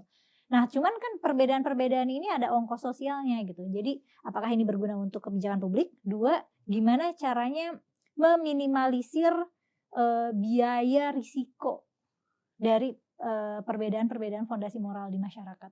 Ya, mungkin kalau terkait apakah ada kebergunaan gitu ya dari framework atau kerangka berpikir yang diajukan Jonathan Haidt ini, menurut aku Selain sih, membuat konten ini ya. iya, selain membuat konten ini sangat ada sih sebetulnya. Karena kan maksudnya kebijakan publik itu kan ya secara realistis tidak semua orang diuntungkan kan dalam kebijakan Ya. publik itu. Oh, I see. Ada yang Ada yang diprioritaskan dikorbankan. atau bahkan ada yang dirugikan ketika pemerintah menaikkan kebijakan sawit atau apapun gitu. Industri lain bisa jadi nggak fokus gitu. Intinya kita menyadari bahwa orang punya banyak kepentingan gitu, dan dengan frameworknya Jonathan Haidt ini kita bisa jadi setidaknya mengerti gitu. Ketika kebijakan itu, kalau kita mau formulasi kebijakan, apa yang harus diprioritaskan gitu? Kan kepentingan banyak, dan juga nilai-nilai yang disebut adiluhur gitu ya. Itu kan banyak juga. Nah, kita mau prioritasnya yang mana untuk bangun kebijakan? Apakah care, apakah authority, apakah yang lain-lain gitu kan? Dan itu bisa untuk menavigasi kompleksitas perancangan kebijakan kalau menurut aku gitu, dengan mengerti ini. Dan yang kedua, at least setidaknya kita bisa mengerti perspektif lawan kita I see. Iya, iya. gitu. Dengan kita mengerti ini, ternyata orang-orang oposisi atau orang-orang yang berbeda dengan kita itu bukannya ingin menyebarkan kejahatan gitu. Mereka benar-benar merasa itu baik, dan mungkin kadang yang dirasa baik itu mungkin bagi kita merugikan. Contoh, penekanan terhadap otoritas. Kalau budaya kita kan sangat kental terhadap otoritas ya. Ya. Ya manifestasinya adalah murid harus nurut sama guru biasanya. Jadinya apa? Critical thinking atau berpikir kritis mungkin tidak terlalu diunggulkan di sistem pendidikan kita gitu. Bisa nggak kita membantah guru? At least di masa lalu ya. Ada di masa lalu, tapi di masa sekarang pun banyak. Lo coba Iya. belajar keluar Udah berusaha dicuci nih, malah ditambah lagi. udah berusaha gue jujur ya Mel ya. Ini malah Tapi Emang kenapa kenyataannya pendidikan gitu. sekarang? Bahkan pemerintah ini juga ini mengakui. loyalitasnya kurang ya. Grup loyaltinya kurang. Ya maksudnya lo jadi membentuk anak-anak yang tidak kritis gitu karena takut untuk membantah. Karena Iya, aku setuju sih. di Malaysia pun begitu, ada culture yang namanya malu. Malu itu baik gitu kan. Ya dengan framework ini kita jadi mengerti gitu. Ya, Bang. Bangsa kita pakai yang mana sih gitu. Sebetulnya yang kuat di bangsa kita, dan apakah ini harus dilanjutkan atau enggak? Apakah bisa dievaluasi atau enggak? Kita lebih punya kebijaksanaan dalam menentukan itu. Itu mungkin yang pertama. Ada yang mau nambahin enggak? Atau yang kedua tadi apa? Yang kedua, gimana cara meminimalisir risiko dari perbedaan fondasi moral? Dengan asumsi kebanyakan orang tuh sebenarnya baik, merasa baik gitu, righteous. Pastinya dengan kita memahami perbedaan dan menyadari bahwa orang-orang itu pada dasarnya kebanyakan ya ingin berbuat baik, ya kita mungkin bisa berdialog sih. Itu meminimalisir risiko sosial gitu ya. Ongkos sosial. Aku juga tadi sebelumnya mikirnya gitu, dialog. Mungkin dulunya ya, bukan tadinya. Dulunya aku mikir dialog tuh bisa jadi jembatan. Yeah. Tapi sekarang aku agak-agak skeptis karena untuk mampu berdialog itu butuh threshold kognitif. Betul. Modal kognitif. Ada orang-orang yang nggak bisa diajak dialog. Nah, itulah kita penting punya Densus 88 dan BNPT. Jadi kalau ada kelompok terlalu ekstrim, Ngapain? serahkan ke bapak-bapak yang ada di sana. Iya, gimana dengan orang-orang yang secara kognitif tidak mampu berdialog? Gini, sebetulnya Jonathan Haidt itu dia juga mendirikan organisasi yang namanya Heterodox Academy ya. Jadi isinya para akademisi yang dari berbagai latar belakang dan pandangan ideologi gitu. Itu salah satu manifestasi cara. Buat apa? Buat diskusi gitu.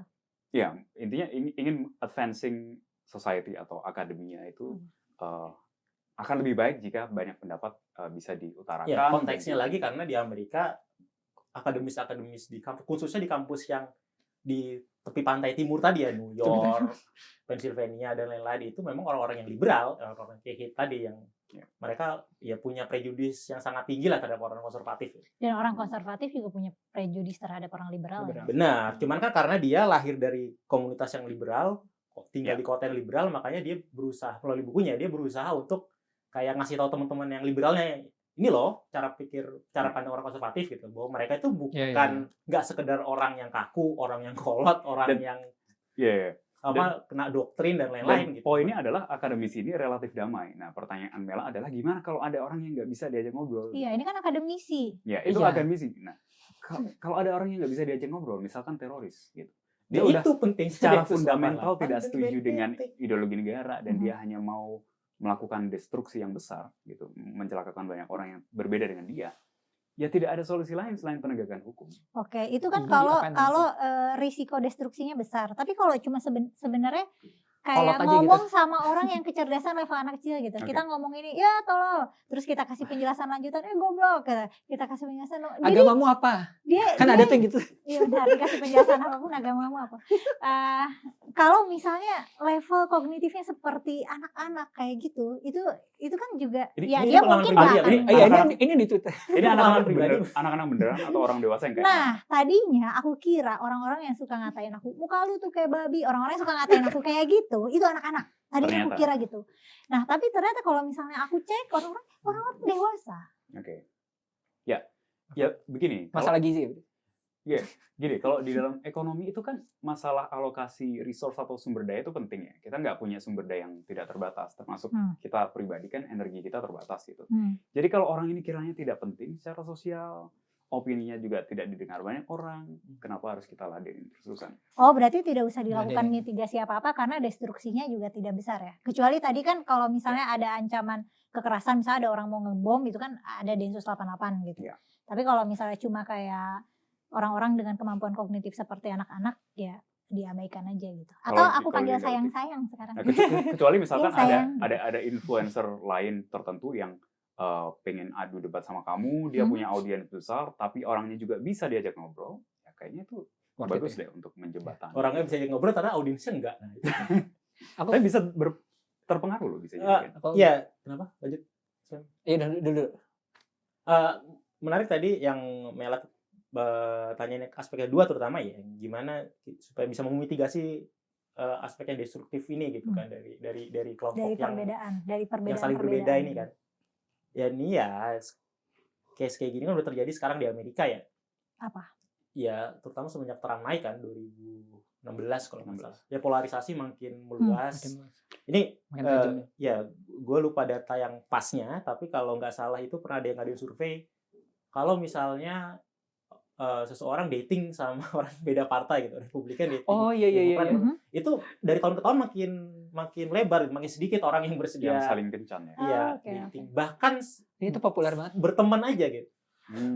Orang Demokrat ditanya mau nggak kalau berteman atau makan bareng sama pendukung Trump, banyak yang nggak mau atau mungkin malah ya bisa koreksi ya. Kalau di sini ada yang bisa nemu data bisa koreksi kalau gue salah, tapi kalau seingat gue kalau nggak salah itu hampir 50%, lebih dari 50% kalau nggak salah yang nggak mau gitu ya.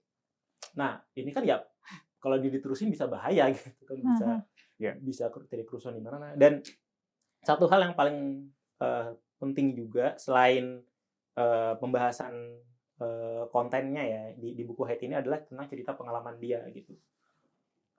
Dia bersedia keluar dari bubble dia kan, yang dari masyarakat liberal dan individualis di New York gitu ya. Dia bisa pergi ke India, dia keluar bubble dan dia melihat dengan kepala mata dia sendiri dan dia mengalami hidup bersama orang-orang yang konservatif di India gitu kan, orang religius konservatif di India yang sebelumnya dia pikir dia kolot gitu.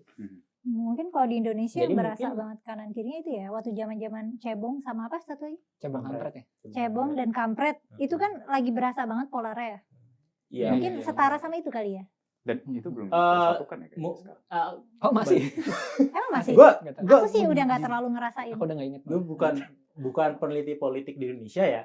Tapi mungkin kalau cebong kampret itu kan lebih kayak ke kubu politiknya sih. Nah, tapi kan gue nggak tahu apakah memang gitu. Ya apakah memang secara kebijakan mereka setuju juga. Banyak yang setuju atau enggak gitu. Di contoh misalnya berapa persen? Karena rakyat kita tidak mengerti kebijakan mereka. Apa jangan-jangan dua-duanya karena authority? Sementara kan enggak. Sementara gini, kalau case-nya di Amerika yang Republikan sama Demokrat itu kan benar-benar perbedaannya tuh benar-benar moral dan yang akan nanti diterusin ke policy gitu kan. Yang kayak masalah aborsi gitu. Yang Republikan anti aborsi, yang Demokrat pro aborsi. Penjualan senjata. Ya, yang Republikan dia pro hak senjata, yang Demokrat ingin senjata diregulasi dengan ketat. Yang Republikan ingin pajak rendah, Demokrat ingin pajak tinggi. Yang Republikan ingin imigrasi dikurangin, yang Demokrat ingin ditinggiin. Ini kan perbedaan yang tajam banget gitu, jelas banget. Dan nah makanya kalau perbedaan cebong kampret apakah memang cuman kubu-kubuan politik aja, sementara kalau kita breakdown, kita tanya satu-satu, setuju nggak misalnya subsidi BBM, setuju nggak misalnya subsidi pupuk, setuju nggak belum sampai ya setuju nggak, ya bisa jadi mirip gitu kan, setuju nggak misalnya jadi jangan-jangan cuma alkohol diregulasi dengan keras misalnya, dengan kuat, setuju nggak, dan lain-lain gitu kan. Bisa jadi authority dan faktor loyalty yang kuat sih dalam kasus ini, karena kan pendekatan militeristik dengan pendekatan sipil kan pada waktu itu. Bisa nggak ikutan juga. Nah, ada lagi dari Hate ini yang bisa dipelajari itu gitu. Kalau bisa kita bersedia untuk keluar dari bubble untuk memitigasi efek itu ya, sama seperti yang Hate lakukan kita ke India gitu. Jadi komunitas itu semakin inklusif semakin baik. Semakin majemuk semakin berani. At least ya, semakin kuat. Seenggaknya bersedia dialog dan mencari tahu kenapa ya kok ada orang yang punya pandangan yang beda gitu. Kalau kita kebiasaan berkumpul dengan di lingkungan yang konservatif agamis misalnya, ya misalnya main-main ke kelompok-kelompok yang memang cenderung liberal atau sekuler atau progresif gitu ya, ngobrol, dialog, dan begitu juga sebaliknya gitu. Nah, misalnya kita itu butuh energi. Kalau sama yang sefrekuensi kan gampang ngomong, menyenangkan, sinergis. Tapi kalau misalnya harus misalnya anggaplah aku sangat kanan, aku mau ngobrol sama orang yang kiri banget, males karena butuh energi gitu untuk bergaul sama dia, untuk bisa selaras tuh nyari frekuensinya susah gitu. Aku pernah ini sih, ini bagus banget ya, maksudnya pesan moralnya keluar dari bubble gitu. Nah aku tuh pernah punya pengalaman juga. Jadi mungkin kalau tadi di awal itu kan aku cerita kayak aku sering kena diskriminasi gitu kan. Dan sebenarnya sampai SMA Kristen kan, SMA Kristen. Nah pas kuliah Islam. Kuliah kan di negeri. Kuliah di negeri kan, kayak gitu. Dan sebenarnya tuh waktu itu emang jadinya ya karena aku ngalamin kayak gitu-gitu, emang jadinya temanku tuh Kristen semua, teman gereja kayak gitu. Jadi kenalnya pun tongkrongannya pun ya yang Cina-Cina juga gitu. maaf nih Mas, Tionghoa ya, kayak gitu. Ya, jadi aku selama ini sampai akhirnya aku kuliah tahun ketiga itu punya pandangan Islam yang apalagi yang garis keras gitu ya, maksudnya yang kelihatan ya, Mela yang bilang, kayak kelihatan lah, maksudnya Muslim banget itu menakutkan. Cenderung Iya, dan aku sebenarnya ada rasa takut juga gitu. Jadi Sampai kamu cenderung menarik diri. Iya, kayak gitu. Maksudnya paling temenan yang biasa aja sama yang biasa juga Islamnya kayak gitu. Iya, Nggak yang kelihatannya kayak Islam tapi biasa aja. Iya, tapi kalau identitas keislamannya kelihatan banget, kamu cenderung segan. Iya, dan di MIPA tuh banyak banget kan yang ekstrem, kelihatan banget Islamnya. Iya, yang konservatif banget kayak gitu. Sampai akhirnya saya kuliahnya fisika mungkin. Iya. MIPA ya jadi. Nah, jadi nah pas tahun ketiga itu aku KKN kan. Kayak gitu. Dan sepengalamanku tuh bahkan kayak dari teman-temanku yang Kristen pun gitu ya. Misalkan KKN itu pasti di kepalanya tuh jalan-jalan. Jalan-jalan, ya itu udah inilah ya kayak jalan-jalan main kayak gitu. Nah, padahal di terminal KKN itu nggak ada jalan-jalan. Iya, kuliah kerja nyata kan. Kenapa bisa jalan-jalan? Nggak tahu ya. Nggak tahu mahasiswa kita gimana sih? Emang intensinya tuh udah kesana. Nah, kemudian justru tuh aku waktu itu sibuk organisasi, jadi pokoknya agak ngasal artinya nyari penempatan, pokoknya udah yang deket Jogja lagi apa gimana gitu. Nah itu aku dapat akhirnya di Jogja ya Mas? Akhirnya ketemu nih temen yang itu yang tadi yang menakutkan tadi, yang aku pikir tuh menakutkan ya, si temanku itu. Ternyata memang menakutkan. Enggak, justru ternyata tuh aku malah nyambung sama mereka kayak gitu. Somehow temanku yang Islam garis keras ini gitu ya. Konservatif maksudnya. Konservatif ini, dia ternyata tuh peduli sama isu sosial kayak gitu, dan mentalitasnya pas KKN itu bukan yang buat jalan-jalan lihat alam-alam gitu. Dan itu cocok sama kamu. Dan itu cocok sama aku ternyata kayak gitu. Dan turns out tuh kamu tidak diskriminatif. Cewek. Enggak, cowok itu cowok. Dan cilok juga enggak kayak gitu, dan enggak diskriminatif. Dan aku tuh juga pernah, dan aku tuh baru tahu itu ketika aku keluar dari bubble aku, ya ke Pasa sih, dan diskusi sama dia kayak gitu. Waktu itu lagi bangun, aku lupa konteksnya, aku lupa bangun apa, tapi jadinya tuh nyambung gara-gara dia juga ternyata tuh mikirin banget programnya kayak gitu. Itu satu. Terus kedua, itu aku juga pernah dulu, ini temen aku yang perempuan kayak gitu ya. Jadi dia tuh pingsan di kereta apa gitu, aku lupa. Kayaknya di kereta kayak gitu. Nah temenku tuh nih Kristen kayak gitu. Jadi dia tuh yang pertama kali nolong dia tuh ibu-ibu bercadar kayak gitu.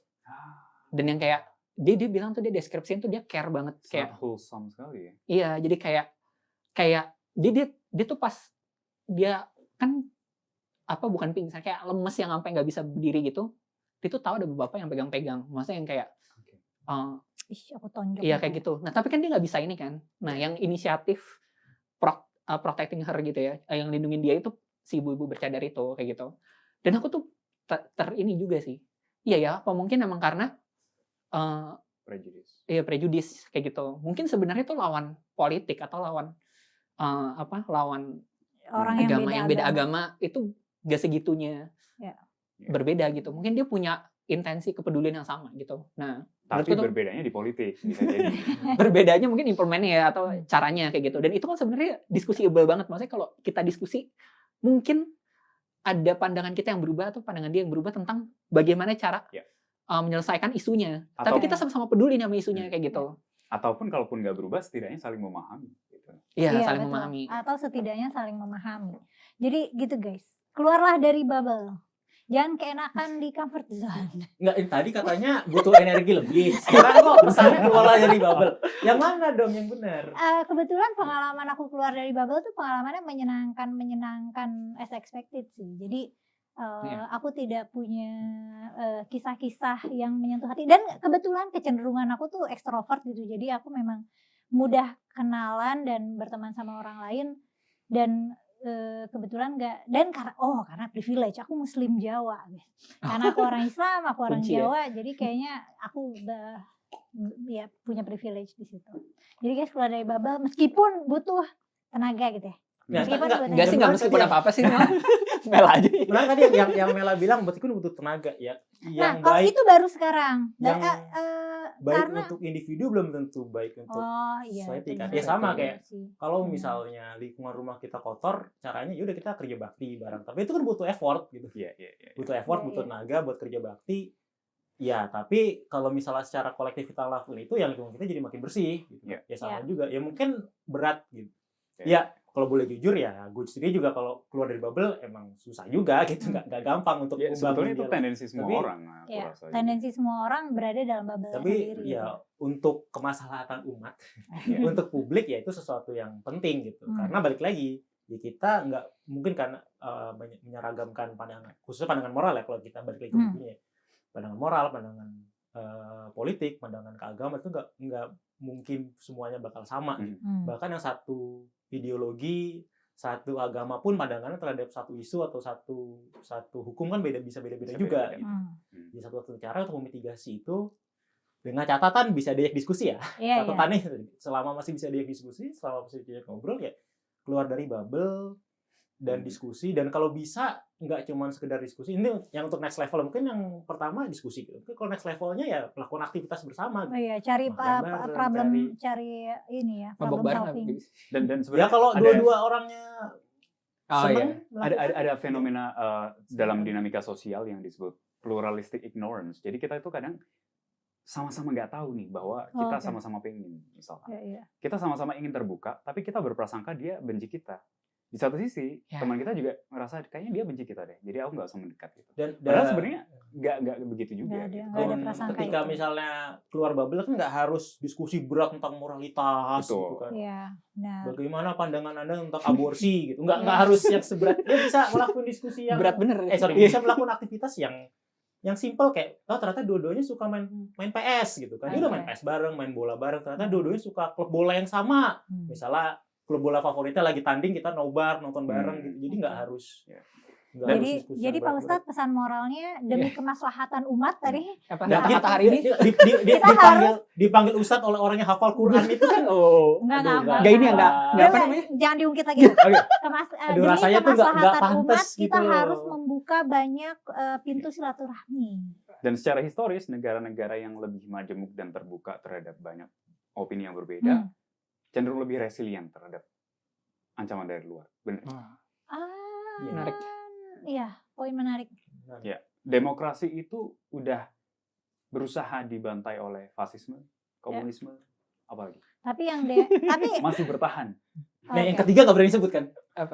Demokrasi tapi bin. Enggak, demokrasi kan kata Gantan sudah berhasil mengalahkan fasisme, ideologi yang komunis yang totalitarian kan. Ya. Sampai yang terakhir, ada lagi musuh yang terakhir, tapi dia tidak berani sebut. Coba ada yang menyebutkan. Sebenarnya saya lupa.